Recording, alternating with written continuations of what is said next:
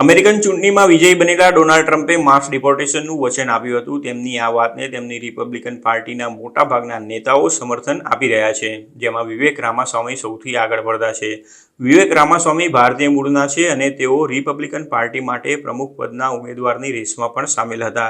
જોકે ડોનાલ્ડ ટ્રમ્પે તેમને પાછળ રાખી દીધા હતા, પરંતુ હાલમાં તેઓ ટ્રમ્પના સૌથી મોટા સમર્થક બની ગયા છે. તેમણે જણાવ્યું છે કે ટ્રમ્પ એડમિનિસ્ટ્રેશનની માસ ડિપોર્ટેશન પોલિસી એક વ્યવહારિક અભિગમ છે, જેની સાથે અમેરિકાના મોટા ભાગના લોકો સંમત છે. એબીસી ન્યૂઝ પર જોનાથન કાલ સાથેની એક મુલાકાતમાં રામાસ્વામીએ કહ્યું હતું કે શું અમેરિકાની લીગલ ઇમિગ્રેશન સિસ્ટમ તૂટી ગઈ છે? હા, તે તૂટી ગઈ છે, પરંતુ તેમને લાગે છે કે પ્રથમ પગલું કાયદાના શાસનને પુનઃસ્થાપિત કરવાનું છે અને તે ખૂબ જ વ્યવહારિક રીતે થવા જઈ રહ્યું છે.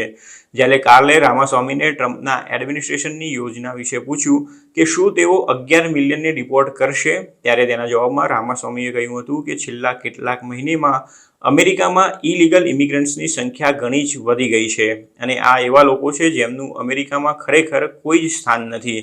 રામાસ્વામીનું કહેવું છે કે આ એક વ્યવહારિક રીત છે. તેમને નથી લાગતું કે જેમણે દેશમાં ઇલીગલી પ્રવેશ કર્યો છે, જેમણે ગુનો કર્યો છે, તેમને દેશની બહાર કાઢવા જોઈએ તેવી વાત સાથે કોઈ અમેરિકન સંમત નહીં હોય.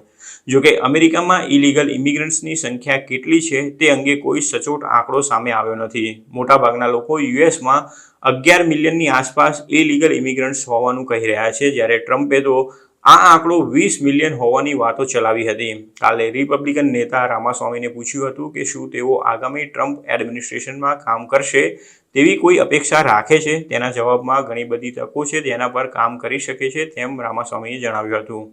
ઉલ્લેખનીય છે કે ડોનાલ્ડ ટ્રમ્પે આ વખતની ચૂંટણી પ્રચારની શરૂઆતથી અંત સુધી ઇલીગલ ઇમિગ્રેશન વિશે વાતો કરી હતી. તેઓ આ અંગે કેટલા કટ્ટર છે તે તમામ લોકો જાણે છે.